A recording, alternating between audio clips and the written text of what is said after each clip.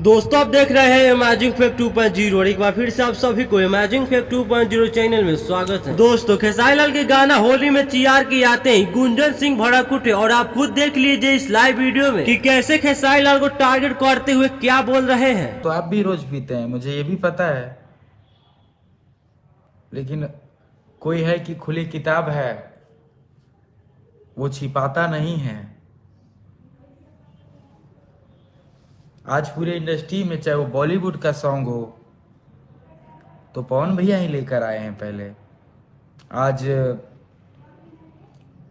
बहुत मन गदगद हो जाता है जब कोई हिंदी के कलाकार जब कहता है कि कोई गायक है तो भोजपुरी में पवन सिंह है। तो दोस्तों ऐसे ऐसे लोगों के साथ क्या होना चाहिए नीचे कमेंट करके जरूर बताइएगा और अभी तक चैनल को सब्सक्राइब नहीं किए हैं तो प्लीज सब्सक्राइब करके बेल आइकन को दबा लीजिएगा, क्योंकि इस चैनल पर खेसारी जी से संबंधित खबर सबसे पहले आते हैं। तो आज के लिए इस वीडियो में इतना ही, मिलते हैं आपसे फिर एक नए वीडियो में, तब तक के लिए जय हिंद जय भारत।